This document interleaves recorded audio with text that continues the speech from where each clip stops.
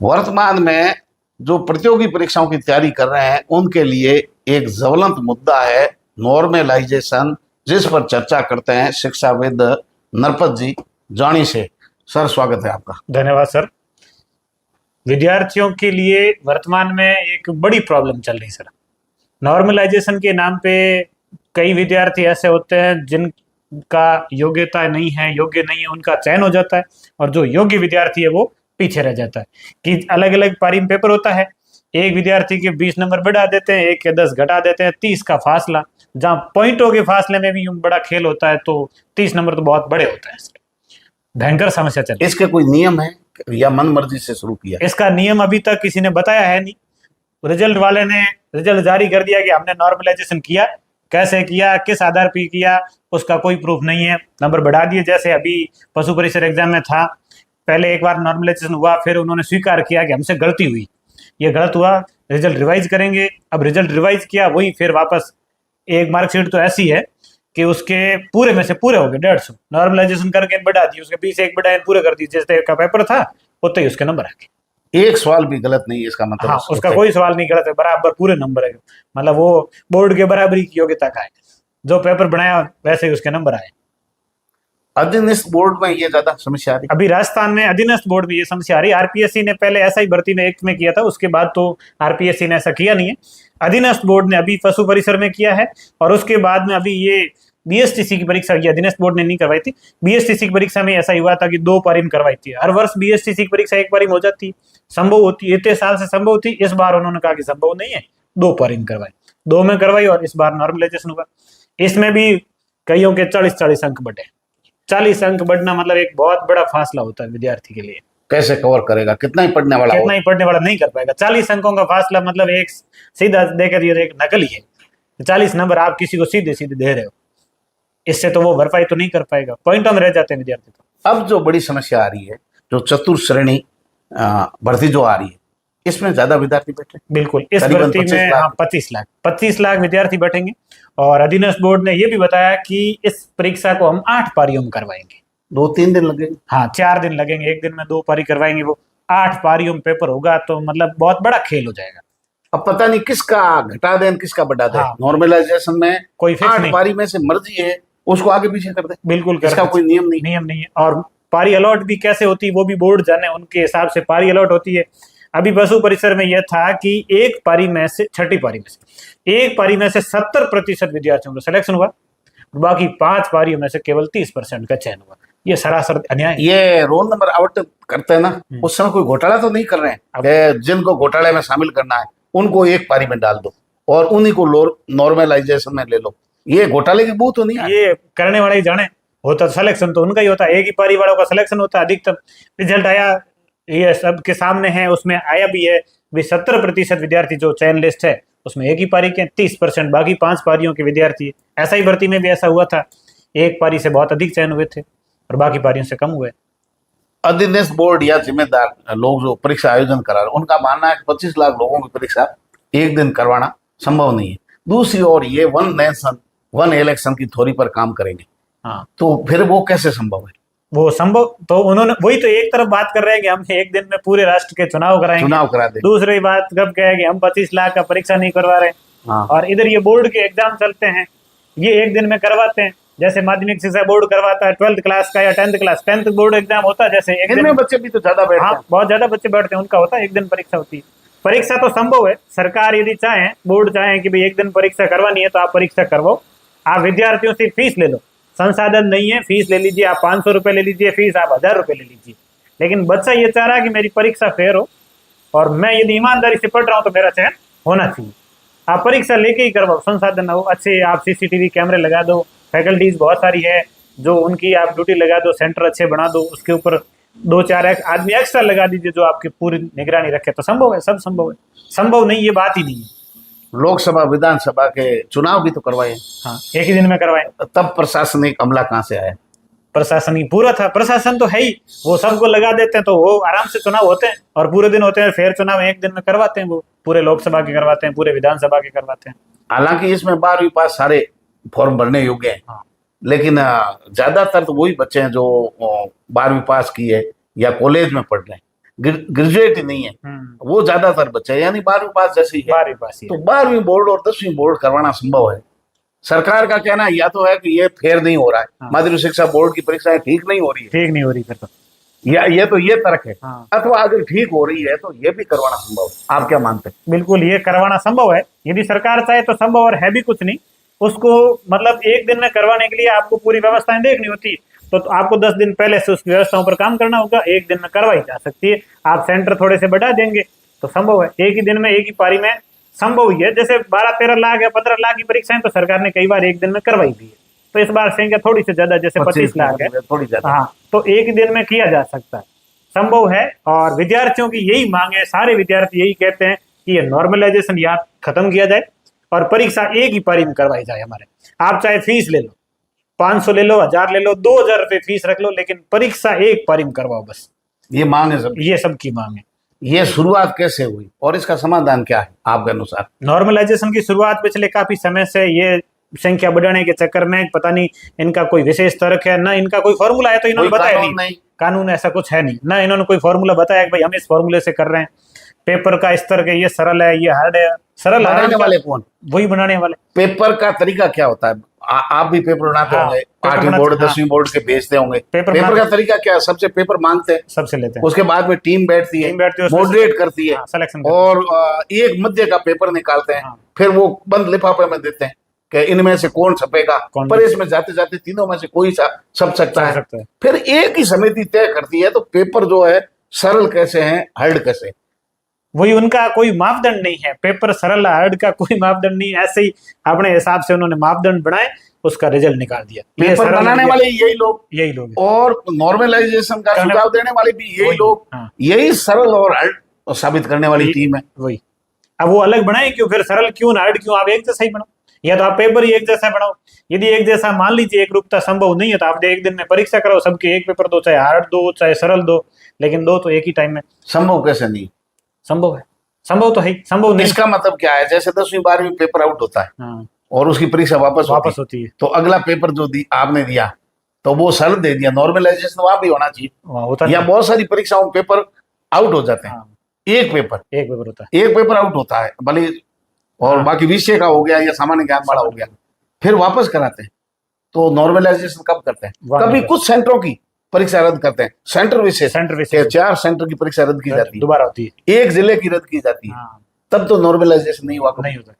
ये नॉर्मलाइजेशन का खेल वहाँ माध्यमिक शिक्षा बोर्ड में ऐसा नहीं होता है, ये अभी शुरू हुआ है। ये मुझे लगता है कि पेपर आउट वाला, पेपर बेचने वाला, उधर वाला खेल, पर्दे वाला खेल जो है अब पर्दे के पीछे से इधर आ रहा है। मेरे तो ज्यादा बात ये समझ में नहीं आ रही, यही लग रहा है, लेकिन दाल में कुछ काला नजर आ रहा है। विद्यार्थियों को आशंका इस मुद्दे पर, तभी तो सरकार यदि चाहे तो कर सके, नहीं कर सके ऐसा है नहीं। विद्यार्थियों की सबकी डिमांड है और सरकार को करना चाहिए। यदि आप सही तरीके से करवाना चाह रहे हो तो ये तरीका है। तो फ्री क्या हुआ? फीस के 500-1000 रुपए कम किए और आपने 20 नंबर 30 नंबर बढ़ा दिए, तो फ्री क्या है? फ्री का तो कोई मतलब ही नहीं। फाइटों में नंबर भी लाना मुश्किल काम होता है, तो फ्री क्या है? फ्री के नाम पर यह तो क्या है कि भाई आपको गाय मार करके चांदी का जूता भेंट करना कहते हैं इसको।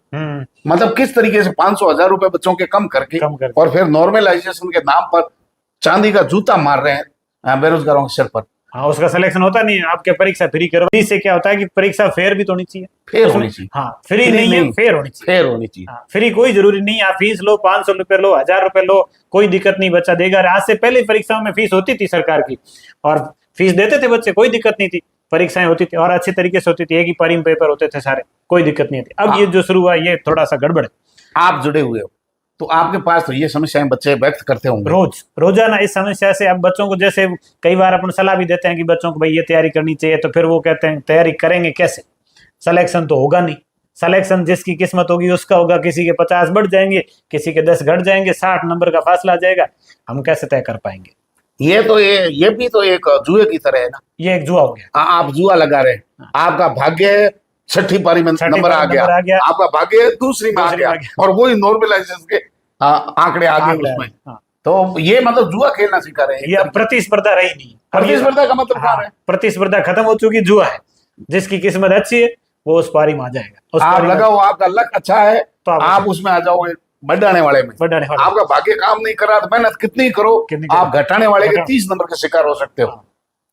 और वो फासला बराबर तो कर ही नहीं पाएगा विद्यार्थी, पॉइंटों में नहीं कर पाते हैं इतना, तो मतलब एक 20 नंबर का ही फासला बहुत बड़ा फासला होता है कंपटीशन के हिसाब से। तो इसका कोई समाधान? एक ही समाधान है कि परीक्षा एक पारी में करवाई जाए। सरकार यदि चाहे तो संभव है, सब कुछ संभव है, मशीनरी सरकार के पास बहुत उपलब्ध है। आप विद्यार्थियों से पैसे ले लीजिए, आप सीसीटीवी लगा लीजिए, कैमरे लगा लीजिए, सब जगह ढंग से परीक्षा करवा लीजिए, हो सकता है उन्हीं पैसों से आप कैमरे लगवा लो, सब जगह परीक्षा फेयर हो जाएगी, कोई दिक्कत नहीं आएगी। कैमरे लगे होंगे तो कोई समस्या ही नहीं होगी। भाई इनका तर्क ये होता है कि यदि हम ज्यादा सेंटर देंगे तो ज्यादा नकल हो सकती है, या कहीं दूर सेंटर देंगे तो नकल की संभावना हम एक दिन में करवा नहीं सकते, तो आप सीसीटीवी लगा लो, उसकी फीस आप बच्चों से ले लीजिए, बच्चों से फीस लेके आप कैमरे लगा लो, एक ही पारी में परीक्षा कराओगे। 25 लाख बैठ रहे और 8 पारियों में हो रहा है, 8 पारी, 8 या 24, 3 लाख से तो ज्यादा बैठ ही रहे 3 एक लाख पारी में। एक पारी में बैठ रहे। 20-20 हजार, 50-50 हजार वाली पारियों के भी पेपर बिक गए, हाँ, आउट हो गए। आउट हो गए। तो ये तर्क तो खोखला है। खोखला तरह के, सीधा सा ही। और आपके पास 10 लोगों की ऐसी टीम नहीं है जो एक स्तर का पेपर बना सके पूरे राजस्थान के अंदर। ये तो शिक्षाविदों पर भी प्रश्न चिन्ह है एक कि स्तर का अधीनस्थ बोर्ड के पास एक लेवल का पेपर बनाने वाली टीम पूरे राजस्थान के अंदर नहीं है। प्रश्न चिन्ह है ये। प्रश्न चिन्ह और दुर्भाग्य कहेंगे, बिल्कुल दुर्भाग्य ही है। आप मतलब जैसे पेपर बनाने के स्तर में मान लीजिए थोड़ा बहुत 19-20 का फर्क आ सकता है, लेकिन इतना फर्क नहीं आता है कि आपको एक 30 बढ़ाने पड़े, एक को 20 घटाने पड़े। ये कैसे हाँ, संभव? इतना तो संभव ही नहीं, इतना संभव है ही नहीं। और प्रश्न रिपीट होते हैं, पहली पारी वाले दूसरी पारी में प्रश्न आ जाता है वापस, वही प्रश्न दूसरी पारी में आता है, वही छठी पारी में आता है, और फिर कहते हैं छठी वाला हट। और प्रश्न तो ये पहली पारी में आ गए थे, कुछ 5-7 प्रश्न तो पहली पारी में सेम आ गए थे, फिर भी ये आते हैं क्या? ये आए छठी पारी वाला, यही तो है, छठी पारी में 3-4 प्रश्न सेम है, फिर भी वो पेपर हार्ड माना गया। तो वो बच्चों के कुछ तो फायदा हो गया, कुछ फायदा हो गया इनडायरेक्ट रूप से। वो कुछ फायदा वो हो गया, और बाकी उन्होंने बाद में छठी पारी हार्ड करके और फायदा कर दिया। लेकिन कोई ऑफर होता है, जागरूकता ऑफर, योजना का फायदा लेने के लिए 25 लाख लोगों ने फॉर्म भरा है। लेकिन ये तो दुर्भाग्य है कि इस देश के अंदर आप चतुर्थ श्रेणी कर्मचारी भर्ती के आवेदन करते हैं, 25 लाख बेरोजगार युवा केवल हाथ में झाड़ू थामने के लिए तैयार बैठे हैं लाइनों के अंदर।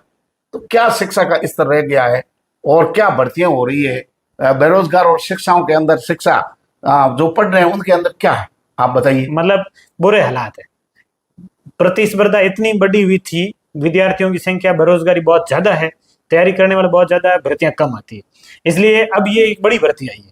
इसमें भी विद्यार्थियों के सामने चांस तो है, लेकिन एक डर है मन में, नॉर्मलाइजेशन वाला डर। नॉर्मल होगा कि नहीं होगा, पढ़े कि नहीं पढ़े, क्या पता होगा कि नहीं होगा।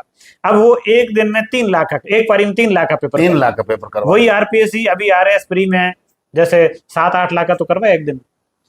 आप 8-8 लाख की 3 बारी तो करते, कम से कम 8 बारियां कर दी एक दिन में, कि आप 3 लाख ही करवा पाओ। इतनी पारियों में इतने पेपर बनेंगे तो फिर हालात खराब होनी है, फिर वो बच्चा। पेपर का स्तर ठीक नहीं है, और परीक्षा होने के बाद में विशेषज्ञों को पता लगा कि पेपर का स्तर अलग अलग है। तो ये विशेषज्ञ बाद में कहां से आए? ये विशेषज्ञ पेपर बनाने वाले वही उस समय वो विशेषज्ञ कहां थे? वही बनाने वाले, हर बाद में कहते हैं कि नहीं ये इसका स्तर अलग है, इसका स्तर अलग है, लेकिन खुश तो हो रहे हैं। हाँ। 25 लाख की हम परीक्षा करवा रहे हैं, तो ये तो बेरोजगार, इतना दुर्भाग्य राजस्थान का। 25 लाख भाई बैठ रहे हैं केवल चतुर्थ श्रेणी कर्मचारी भर्ती के अंदर, 25 लाख लोगों ने आवेदन किया है। बेरोजगारी का आलम बहुत खराब है, बहुत खराब। ये दंश है, ये खुशी का मामला नहीं। ये भर्ती, मतलब इस भर्ती में यदि विद्यार्थी का चयन नहीं होता तो एक बड़ी दुख की बात ये भी होगी कि उसके परिवार वाले उसको फिर पढ़ाएंगे भी नहीं। क्या जब चपरासी को पढ़ा, हाँ, चपरासी को नहीं पढ़े, बाकी तो कलेक्टर के बड़ी भाई 50,000 की पदों की भर्ती आती है, उसमें सिलेक्शन होता नहीं है, फिर उम्मीद करते हैं कि 500 वाली में होगा, कैसे होगा? होगा ही नहीं। लेकिन इसमें बच्चा क्या करे सर?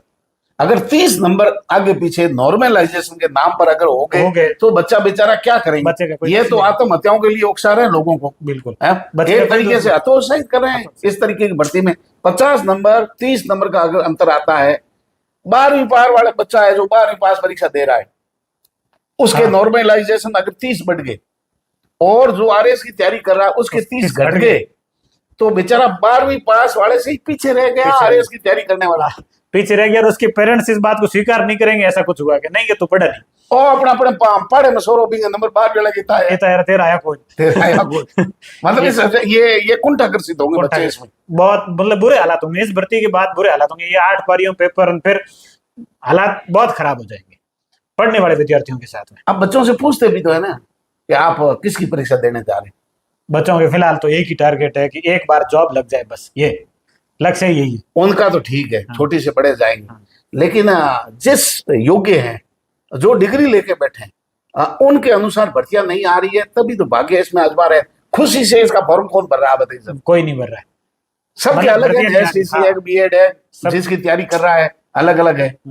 भर्तियां बहुत कम आती है। हाँ। फर्स्ट ग्रेड की भर्ती में पद दिए ही नहीं, पद बढ़ाने के लिए बहुत आंदोलन चले, बच्चों ने काफी किए, पद नहीं बढ़े, 3000 की भर्ती करा दी। अब कई पद सब्जेक्ट में तो 20-20, 25-25 पद ही आ रहे हैं पूरे राजस्थान में। अब 40 पदों के लिए तो क्या पढ़े, तब बच्चों ने उधर छोड़ दिया कि फर्स्ट ग्रेड नहीं कर रहे, अपन के 4th ग्रेड कर रहे हैं। फोर्थ में करते हैं, लेकिन 4th में ये नॉर्मलाइजेशन हो जाएगा, फिर वही बच्चा तो वहीं का वहीं रहेगा, कुछ बचेगा ही नहीं उसके लिए। तो हालात बुरे हैं। सरकार ये को 2-3 बच्चों में हुआ है। पशु परिचर वाला, पशु परिसर में हुआ था, पहले ऐसा ही हुआ था, ऐसा ही होगा। और अभी ये बीएसटीसी में भी कर दिया, प्री बीएसटीसी का भी एग्जाम रिजल्ट आया, ये तो सामान्य परीक्षा सामान्य इसमें भी किया है, इसमें भी बार बच्चे ही थे ना उसमें। तो फिर भी बच्चा एक हतोत्साहित तो होता है कि भाई सेकंड पारी वालों के 40-40 बढ़ गए, हमारे घट गए। तो बच्चों पे एक इफेक्ट नेगेटिव तो पड़ता ही है। पेरेंट्स सोचते हैं कि भाई उसका हो गया, तेरा क्यों नहीं हुआ, दोनों साथ पढ़ रहे थे, एक ही कमरे में 12वीं पास रह रहा है। हाँ। और बीए बीएड किया हुआ, एमए कर रहा है, आरएस की तैयारी कर रहा है, नंबर 40 घटने से वो उसके पीछे चला गया। अब लोग क्या राय रखेंगे और उनके मन में क्या भाव आएंगे कि ये क्या मेरे साथ हो गया, मैंने इतनी तैयारी की और मैं 12वीं पास वाले से पीछे रह गया। तो बड़ा दुर्भाग्य है। और बच्चा कुंठाग्रस्त होता है, अवसादग्रसित ये मतलब जिम्मेदार ये है नॉर्मलाइजेशन इस पूरे पे, इस कुंठा का, इस अवसाद का जिम्मेदार ये नॉर्मलाइजेशन है। और इसका एक ही निवारण है कि आप एक ही पारी में परीक्षा करवाओ, अथवा ये बाद में मत कहो कि सर अलग हर्ड आ गया, पहले से तय कर लो, समिति पहले से तय कर लो कि पेपर का स्तर क्या है। और सरकार के कोई ऐसा कानून नियम ही नहीं, ऐसा कोई नियम ऐसे है नहीं, मर्जी से कर लिया। इनका ही फॉर्मूला भी बताया नहीं कि किस फॉर्मूले से कर रहे हैं, मापदंड क्या सरल और हार्ड के। 8 में से किसका करोगे ये तय नहीं। अब उसमें से मर्जी हो गई कि अपने अपने रिश्तेदार ज्यादा कहाँ है या सेटिंग का ज्यादा हुई, उन 8 में से एक का चयन कर दो, या कोई लोट नहीं डाले, हेड करे। उनका ही फॉर्मूला है कि बताया तो किसी को है नहीं कि कैसा करना है। हाँ। मुझे ऐसा लगता है कि वो ऐसे हेड टॉयल करेंगे, हेड टेल ये इस बारी कर अब किस बारी में करना है, मजाक बना रखा है तरीके से। ये बहुत बड़ा मजाक है। और इस भर्ती रिजल्ट के बाद बुरे परिणाम भी आएंगे, तो सरकार को अभी समय है और इस परीक्षा के लिए निर्णय लेना चाहिए। और विद्यार्थी सारे इस मामले में बड़े उग्र भी है कि एक परीक्षा में हमारी परीक्षा, एक ही पारी में परीक्षा होनी चाहिए, बस परीक्षा ही करवानी है, भर्ती करवानी है तो एक पारी में करवाओ, नहीं तो करो मत, ऐसी भर्ती का कोई मतलब नहीं। तो शिक्षाविद नरपत राज जी जाने के साथ ये पूरी चर्चा हुई है नॉर्मलाइजेशन पर। हालांकि शिक्षा से जुड़े हुए हैं, भर्तियों की जानकारी है, तो नरपत जी को इसके बारे में ज्यादा जानकारी थी। लेकिन बड़ा दुर्भाग्य है इस मुद्दे पर 8 पारी में ये परीक्षा, चतुर्श्रेणी कर्मचारी वाली जो भर्ती परीक्षा है ये हो रही है, और इसमें नॉर्मलाइजेशन के नाम पर किसी के हकों पर कुठाराघात हो सकता है। किस पारी का सरल मानेंगे, किसका हार्ड मानेंगे, कोई नियम नहीं है। पहले भर्तियों में ऐसा हो चुका है। अब जो है युवा, बेरोजगार, तैयारी करने वाले सब एक ही सवाल पूछ रहे हैं, एक पारी में कर दो, फीस बढ़ा दो, कुछ भी करो, लेकिन उनके हकों पर कुठाराघात नहीं होना चाहिए। नॉर्मलाइजेशन नाम का जो जिन छोड़ दिया है उसको वापस डिब्बे में बंद किया जाए, ये सब विद्यार्थियों की मांग है। गंभीर परिणाम की चेतावनी की आठ है इस परीक्षा के बाद में। इसके लिए जिम्मेदार पहले से जगे और विद्यार्थियों को भरोसे में लेना चाहिए। आप हमारी खबर जरूर देखें इस विषय पर, और कोशिश रहेगी नरपत जी इस आवाज को और हर पर मंच पर उठा करके सरकार, शासन, प्रशासन, जिम्मेदारों तक बिल्कुल पहुंचाने की कोशिश। बात ये पहुंचाएंगे अपन सभी मिलकर, और सभी विद्यार्थी भी इस बात को पहुंचाएंगे, अपने अपने जनप्रतिनिधियों से अवगत कराएंगे कि अभी समय है और हमारा निर्णय लो और एक पारी में परीक्षा करो। आप फीस ले लो, अभी दोबारा आप फीस ले लीजिए हमसे, लेकिन आप परीक्षा एक पारी में करो। ये राजस्थान के इनके अभिभावक, परिवार, कितने लोग इनके पीछे जुड़े हुए, ये सारी जनता है इस राजस्थान की, और आम गरीब किसान का जिसके पास कोई भर्ती का दूसरा दरवाजा खुला नहीं है, केवल उन्हीं ने ये चतुर्श्रेणी वाली में भर्ती में अपना आवेदन किया है। मतलब कैसे भी एक बार रोजगार पाले। 25,000 क्या 25 लाख ये लोग नहीं है, केवल 25 लाख 25 नहीं लाख है, लोग नहीं। इनके परिवारों से जुड़े परिवार से हुए पूरा करोड़ों राजस्थान। लोग हो गया। हाँ। पूरा हर एक- राजस्थान प्रभावित हो हर रहा है। एक घर से एक विद्यार्थी की नौकरी लगेगी यदि ईमानदारी से होगा तो कितने पदों पर? 50,000 54,000 पद है। 54,000। 54,000 पद है इसमें। भर्ती बड़ी है, भर्ती बहुत बड़ी है। लेकिन घोटाला नॉर्मलाइजेशन के नाम पर होने की पूरी संभावना है, ये आशंका। राम राम साहब, धन्यवाद। भाई 1000 तो को बोलियो दी।